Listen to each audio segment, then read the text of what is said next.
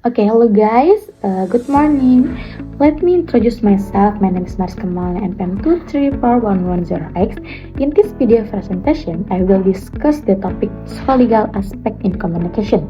This topic is important because communication is not only about delivering message, but also about understanding psycholegal process such as repression, attitude, emotion, motivation, and personality that influence how messages are sent and received. So in this presentation, I hope to proving a clear explains how psychological factors play a crucial role in creating effective communication, especially in academic, social, and organizational context. Let's begin the presentation and introduction to my video, guys. Komunikasi merupakan proses psikologis dan juga sosial yang tidak dapat dipisahkan dari kehidupan manusia. Setiap aktivitas manusia, baik secara sadar maupun tidak sadar, selalu melibatkan komunikasi sebagai sarana untuk menyampaikan makna, membangun relasi, serta mengkoordinasikan tindakan dengan orang lain. Dalam konteks psikologi, komunikasi dipandang bukan sekedar pertukaran pesan, melainkan sebagai proses kompleks yang melibatkan pikiran, perasaan, sikap, motivasi, serta kepribadian individu yang berinteraksi. Aspek psikologis dalam komunikasi menjadi sangat penting karena manusia bukanlah penerima pesan yang pasif. Setiap individu membawa latar belakang pengalaman, nilai, emosi, serta kerangka berpikir yang berbeda-beda. Perbedaan ini mempengaruhi bagaimana pesan dikodekan oleh pengirim dan dikodekan oleh penerima.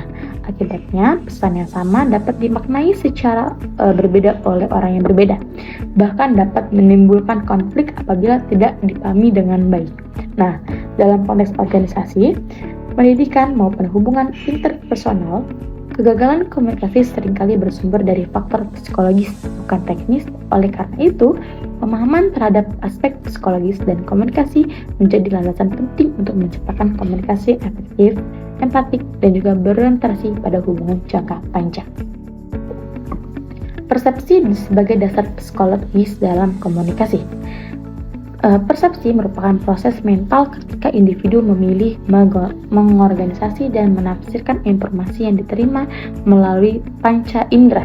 Dalam komunikasi, persepsi menentukan bagaimana pesan dipahami, bukan bagaimana pesan dimaksudkan oleh pengirim. Hal ini menjadikan persepsi sebagai aspek psikologis paling mendasar dalam proses komunikasi.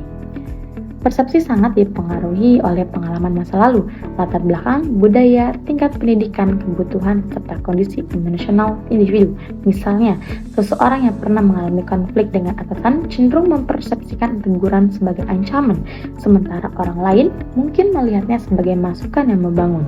Perbedaan persepsi ini dapat menimbulkan kesalahpahaman apabila tidak diantisipasi. Selain itu, persepsi efektif menyebabkan individu hanya memperhatikan informasi yang dianggap penting atau sesuai dengan keyakinannya. Akibatnya, pesan yang tidak sejalan dengan persepsi awal seringkali diabaikan atau ditafsirkan secara keliruan. Oleh karena itu, dalam komunikasi yang efektif diperlukan keterbukaan, empati, serta klarifikasi untuk meninggalkan bias persepsi. Next adalah sikap dan sistem keyakinan dalam komunikasi. Sikap merupakan kecenderungan evaluatif individu terhadap objek, orang, atau situasi tertentu yang tercermin dalam pikiran, perasaan, dan juga perilaku. Sikap sangat berpengaruh dalam komunikasi karena menentukan kesiapan seseorang untuk menerima atau menolak pesan.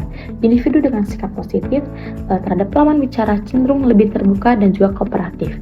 Sedangkan sikap negatif dapat menciptakan hambatan psikologis dalam komunikasi. Sistem keyakinan atau belief system yang dimiliki individu juga berperan penting.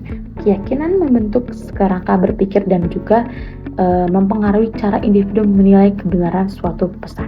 Nah, pesan yang bertentangan dengan keyakinan seringkali ditolak secara tidak sadar, meskipun disampaikan secara logis. Fenomena ini dikenal sebagai resistensi psikologis dalam komunikasi. Nah, dalam konteks organisasi, perbedaan sikap yang keyakinan antar individu dapat mempengaruhi efektivitas komunikasi kerja. Oleh karena itu, komunikasi yang persuasif perlu mempertimbangkan nilai dan juga keyakinan audiens agar pesan dapat diterima tanpa menimbulkan penolakan. Oke, next adalah peran emosi dalam proses komunikasi. Emosi merupakan respons psikologis terhadap stimulus internal maupun eksternal yang sangat mempengaruhi perilaku komunikasi. Emosi tidak hanya mempengaruhi apa yang dikatakan, tetapi juga bagaimana pesan disampaikan dan juga diterima. Emosi yang kuat, baik positif maupun negatif, dapat memperkuat atau justru mengaburkan makna pesan. Dalam komunikasi interpersonal, emosi seringkali lebih dominan daripada logika. Individu yang sedang marah atau cemas cenderung menafsir pesan secara negatif, bahkan ketika pesan tersebut netral.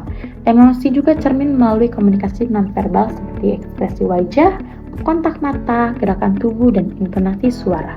Kemampuan mengelola emosi yang dikenal sebagai regulasi emosi dan juga kecerdasan emosional menjadi faktor kunci dalam komunikasi efektif. Individu dengan kecerdasan emosional tinggi mampu memahami emosi diri dari orang lain, sehingga dapat berkomunikasi secara empatik, asertif, dan juga konstruktif.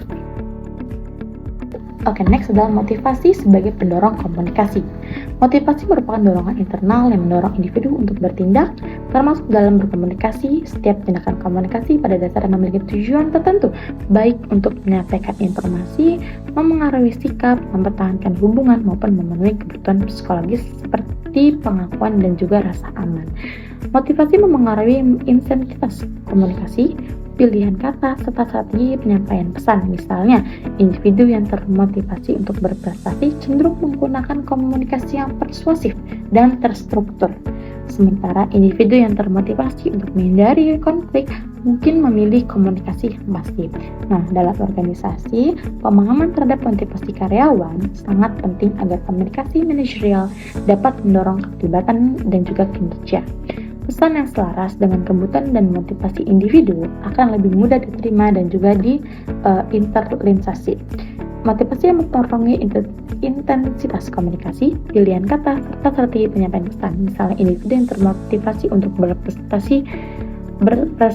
berprestasi cenderung menggunakan komunikasi yang persuasif dan juga terstruktur. Oke, next saya akan jelaskan tentang kepribadian dan juga gaya komunikasi individu. Kepribadian merupakan pola karakteristik perilaku, emosi, dan pendidikan yang relatif konsisten dalam diri individu.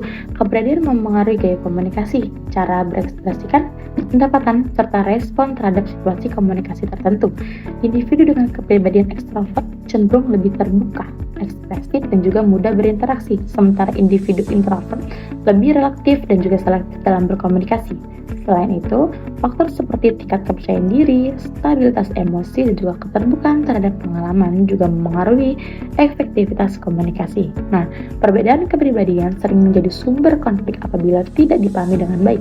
Oleh karena itu, kemampuan menyesuaikan gaya komunikasi dengan karakteristik lawan bicara merupakan keterampilan psikologis yang sangat penting dalam membangun hubungan interpersonal dan juga kerja sama tim yang baik dan juga benar. Kesimpulan yang saya dapat adalah aspek psikologis dalam komunikasi merupakan fondasi utama yang menentukan keberhasilan interaksi manusia.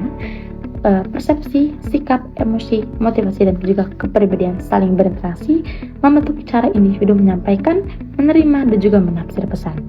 Tanpa pemahaman terhadap aspek-aspek psikologi ini, mau komunikasi rentan mengalami distorsi, konflik, dan juga kesalahpahaman. Oleh karena itu, penguasaan aspek psikologis dalam komunikasi tidak hanya meningkatkan efektivitas penyampaian pesan, tapi juga memperkuat hubungan interpersonal, menciptakan lingkungan kerja yang harmonis, serta mendukung pencapaian tujuan individu dan juga organisasi.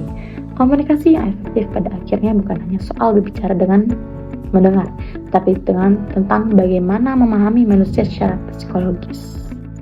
Okay, that brings me to the end of my presentation on psychological aspect of communication. In conclusion, understanding psychological factor in communication help us communicate more effective, reduce misunderstanding, and build better informational relationship. By being aware of perception, attitudes, emotion, motivation, and personality, we can improve both our personal and professional communication skill.